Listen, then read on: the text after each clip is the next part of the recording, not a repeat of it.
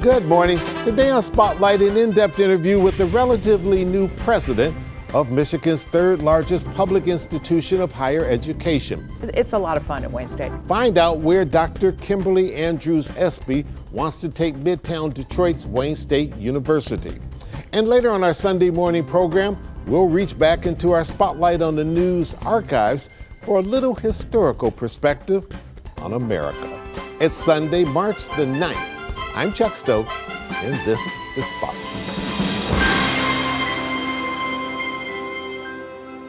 President of Wayne State University, my guest today. Good having you. First time on Spotlight. It sure is. Thank you so much for having me. I'm so pleased to be here. Shame on us. It took us a while to get you in here, so we apologize. Hey, I've only started a year and a half ago, so it's not that long. You've been a very busy person, so it takes a while to just get your feet wet in there. Is college still affordable, or have we completely screwed up this system so that it's out of reach for the average person? So Chuck, I'm so glad that you asked me that question, and I empathize relative to putting my own children through college. Yeah, I went through it. Whew. And I will say that, families are trying to get information. They read these stories in news outlets of students who are paying really large tuitions or have a large amount of loans. Those typically are students who are choosing to study at, elite private institutions. So that the reality on the ground for Wayne State is very different. I'm really proud of the work we've done at Wayne State to open our doors and to make college as affordable as possible. People don't realize, for example, that 6 out of every 10 of our incoming students pay no tuition. 6 out of 10? 6 out of 10. How does that happen? How does that happen? Another 2 out of 10 only pay half, right? And so what we do is we make sure that students can take full advantage of federal programs, of our Michigan State Achievement Scholarship, our own internal financial aid that really enables students to be able to come to college and to be able to afford to go to college. I know for families that college is an investment, right? It's really an investment in a future. And so, that is a really important part of what we try to do at Wayne State. And programs like this help me get the word out that no, college is for you. And we are making it as affordable as possible. Wayne State's tuition, for example, amongst the 3 public research universities here is the lowest. We've had the lowest amount of increase in our tuition. And only half of our students take out loans. And when they do take out loans, the balance is like $20,000, $25,000. That's a payment of $220 some dollars a month. That's less than you pay for a new car. And I'm not saying that $225 isn't a lot of money, but You're right. In the longer term, when you think about the career earnings, folks estimate that's about $1 million over a lifetime that sure, you accrue year after year, but it's that value add, an investment in yourself that allows you to take that next step to advance in your job, that really allows Wayne State to prepare you not just for job one, but for your career. That's exactly right. You were recently at the governor's State of the State address. When you heard her talking about education, even if it was primarily the K through 12 level of getting young people ready to come to your universities and others, what were your thoughts? I am really encouraged by the conversations in Michigan about talent development and about economic development, because universities are key drivers of that. You're right. When I think about developing talent, that's what universities in Wayne State are all about. We make sure, for example, that our degree programs align with workforce needs. If you look at our top 10 majors, it's life and health sciences, it's engineering, computer science, logistics and supply chain. Because fundamentally, when you think about Michigan's workforce, it's estimated that about 70% of jobs in just 2030, that's right around the corner, will require college-level competencies, right? These kind of teaming and programming and technology skills. And so by thinking about and investing in college and college going, you're really producing a talented workforce that enables Michigan to be competitive, that allows families to be able to pay their bills, support their expenses, and really look towards the future. And that's why we're here. We're all about driving prosperity for our community. Okay, Dr. Espy, I need to get to a quick little break. When we come back, I want to talk to you about something that you spoke about when you first took this job and first addressed the Wayne State community, and that was the prosperity agenda. We'll be right back.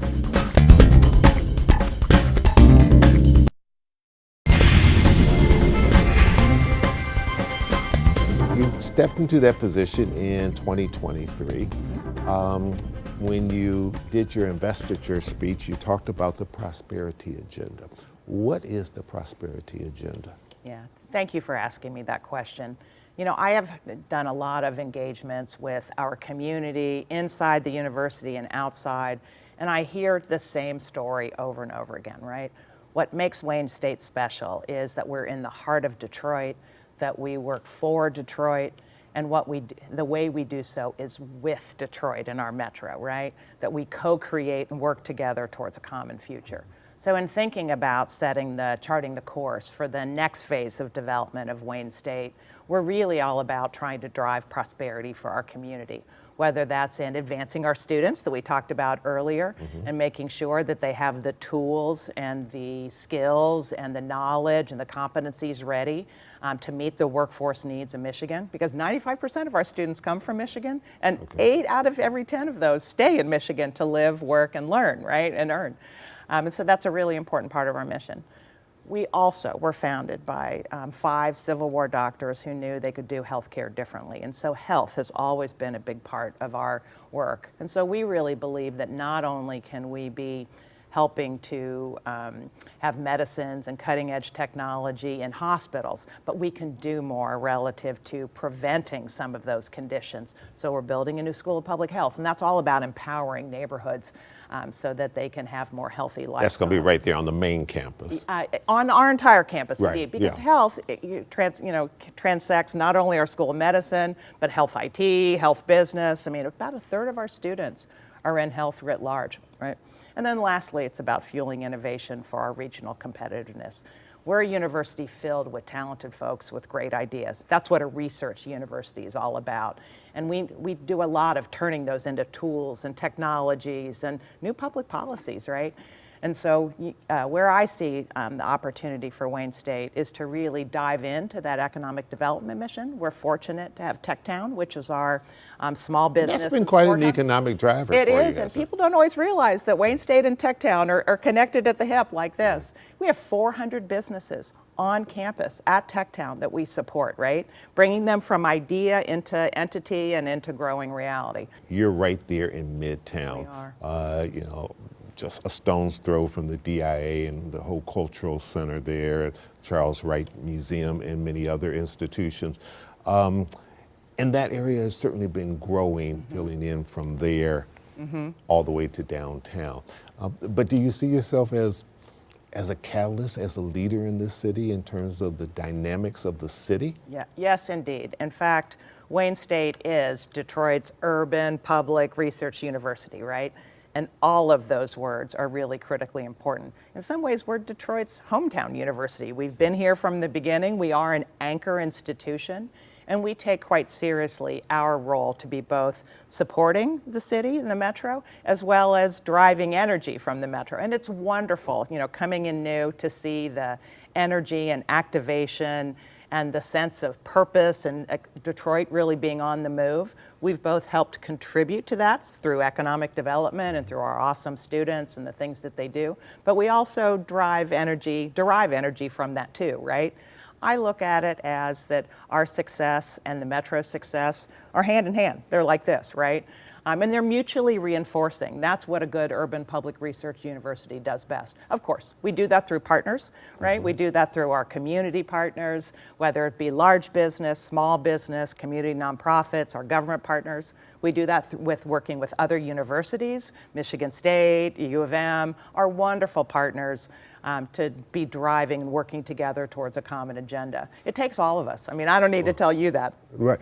What do you think is the biggest challenge as you look out from your office and get a chance to interact with the city, given your perspective of having lived and worked in other cities, other states, now coming in with kind of a fresh point of view, which sometimes is very helpful because oftentimes there are people who have only lived in one city in one state, but you've had the benefit of living in other places. Sure. Well, thank you for that question. It's been a pleasure to be here in Michigan, particularly as I myself grew up in the Midwest. I see so many things of which I'm very proud. The assets of hard work, determination, of caring about community, of the friendliness and the engaging, that I think is a really important asset that sometimes we in the Midwest kind of undersell. At the same time, it certainly is true that there is a lot of opportunity to crow a little bit more about those strengths, to think about how do we harness that fully around a future through working together. I do believe that if we lean in a little bit more relative to economic development, think carefully about how we align the work we're doing in talent towards state workforce needs and thinking about continuing to spawn new entities, that we'll be in good shape. All right, we need to take one more quick break. We'll come right back for the final segment, and we'll talk a little bit more about Dr. Espy. Oh no. All right, we'll be right back. Don't go away.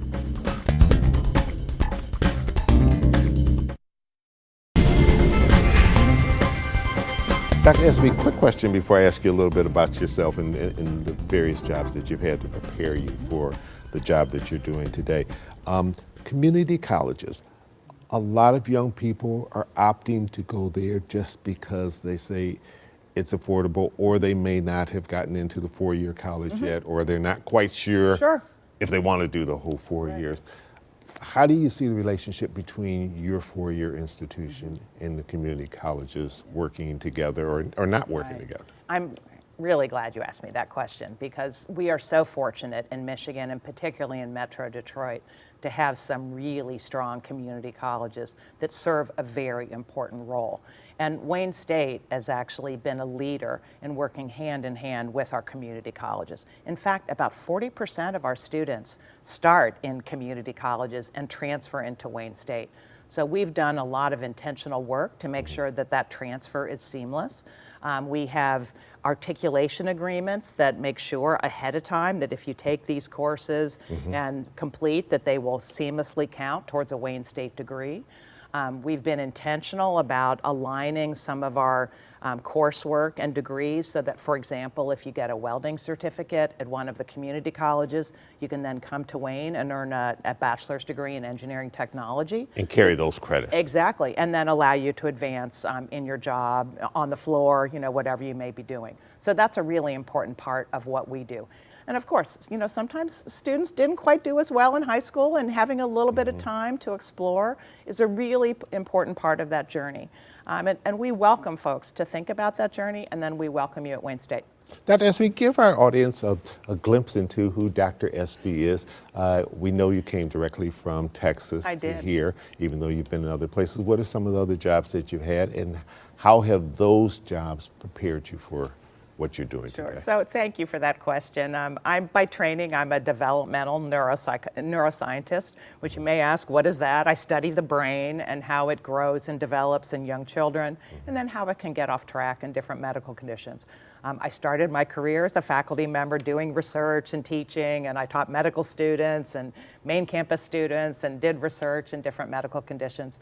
And that's got to be helpful in a university environment, right? You said that, not me. That's it. I said it. She didn't say it, so don't go after Dr. Espy. Okay. But I love universities, and I love being able to contribute to the next generation and to be able to watch their success. And so it is truly a joy to be leading Wayne State. And in fact, Wayne State has a really strong neuroscience program. So I was aware of how outstanding this university is from really pretty early in my career. But you're right, you get to serve in these roles and have the honor of doing so based on other experiences that you had. I was in Texas, and I was the provost there, so I was responsible for all the academic programs. Before that, I was at the University of Arizona, that has a very large medical enterprise. And so in some ways, if you take the current role, it's a little bit of this and a little bit of that from other institutions, and you see that reflected in Wayne State.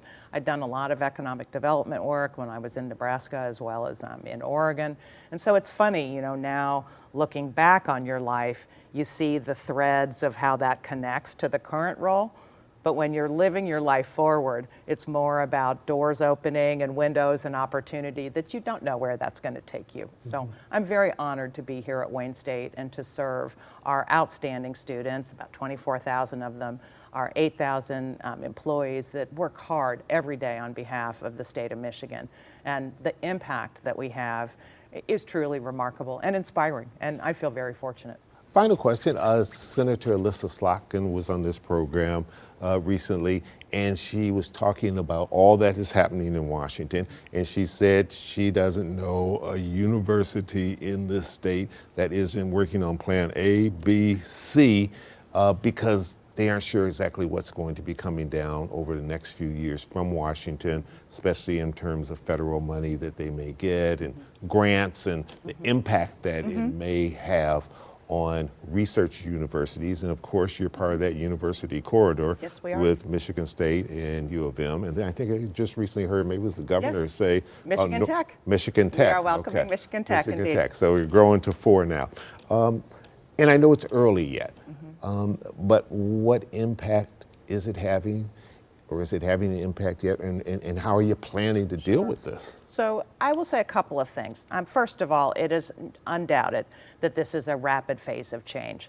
I do tend to remind folks, though, higher ed has been through a couple of rapid phases of change. In fact, the pandemic was certainly a rapid phase of change. It tested everybody. I mean, remember, in 2 weeks, we went from typically fully in person to fully online, and we were able to accomplish that, right? And universities have been around a long time, over 1,000 years. And Yours since 1868. Exactly, and we look different than we did when they were universities, you know, in churches, you know, driven by monks, than where we are now. At the same time, you know, there are always opportunities that come during rapid times of change. And we, as a public university, of course, are responsive to the dynamics with respect to the voters in Michigan and the taxpayers across the nation. And yes, we are making many plans. It certainly is true that there have been a fair number of executive orders and directives that we're trying to understand. But universities are always planning towards the future of trying to be responsive to their taxpayers and the folks who care about them and are counting on them to deliver a workforce and economic development and their health. So that's part and parcel of what we do. Is it a little challenging on some days? Sure. But at the same time, that's the good work that makes sure that our students succeed. Safe to say 50 years from now, Wayne State's going to still be right there. Indeed. I'm betting on it. All right. Dr. Espy, thanks so much for coming in. It's a pleasure talking with you. Will you come back? Oh, I sure will. This was a joy. All right. Thank you. Get that to you. And coming up on Spotlight, the political state of the union and Spotlight on the past.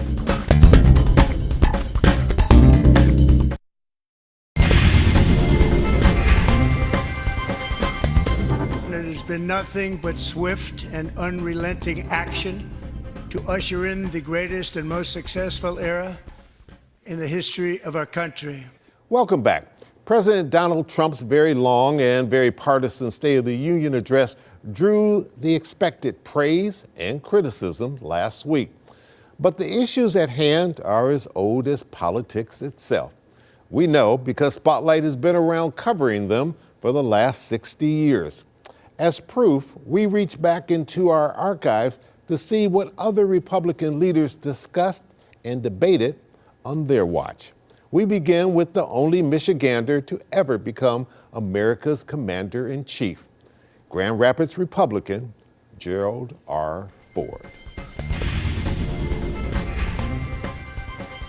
There is no Soviet domination of Eastern Europe, and there never will be under a Ford administration. I'm sorry, could I just follow? Did I understand you to say, sir, that the Russians are not using Eastern Europe as their own sphere of influence and occupying most of the countries there and making sure with their troops that it's a communist zone, whereas on our side of the line, the Italians and the French are still flirting with possibility? I don't believe, Mr. Frankel, that the Yugoslavians consider themselves dominated by the Soviet Union. I don't believe that the Romanians consider themselves dominated by the Soviet Union. I don't believe that the Poles consider themselves dominated by the Soviet Union. Each of those countries is independent, autonomous. It has its own territorial integrity. And the United States does not concede that those countries are under the domination of the Soviet Union. As a matter of fact, I visited Poland, Yugoslavia, and Romania to make certain that the people of those countries understood that the President of the United States and the people of the United States are dedicated to their independence, their autonomy, and their freedom. I want to get back to an original question of Donovan's. If that's the case, why does George Bush deserve to be reelected? I mean, he's part of the large problem. Well, I'm not sure. I'm not so sure that's the case. As a matter of fact, if you want my opinion on why we're confronted with the economic problems we're confronted with in this country, and the job problem is the biggest problem. That's the thing of most concern to people. Franklin Delano Roosevelt and Ronald Reagan did more to create our current economic problems than any other two presidents. And George Bush has inherited an economic situation pretty much that he was not responsible for. But Governor, the deficits have been larger under George Bush than they were under Ronald Reagan. Well, sure, because Ronald Reagan didn't deal with them. They got fueled under Reagan. Let me be specific now. To Ronald Reagan. He has been portrayed by his own party as Ronald Reagan's successor, the torchbearer from Look, as far as I'm concerned, the Ronald Reagan presidency was almost a disaster because we had a great party on borrowed money. Why do we need to change horses in midstream? If you want 4 more years of the Clinton-Gore mentality in Washington, I'm not the right man. If you want somebody who's coming from outside of Washington with a fresh approach who can get things done. And so I would remind people, Chuck, that yes, the economy is fine. And by the way, government doesn't create wealth. That's created because of hard-working people. But there are some priorities that have not been done. There's no prescription drugs for Medicare. They talked about it in '92. They've talked about it in '96. They're still talking about it. But they haven't got it done. They're talking about these so-called targeted tax cuts for the middle class. That's what they talked about in '92. They're talking about it in 2000 because they cannot get things done. And the fundamental question the good people of Michigan have to decide is, you want the same old Washington talk, or do you want a leader coming from the outside who's got the capacity to work with both Republicans and Democrats to get things done on behalf of the American people? Always fun looking back. I'm Chuck Stokes. We'll be back next week with more newsmakers in the spotlight. We hope you have a great week.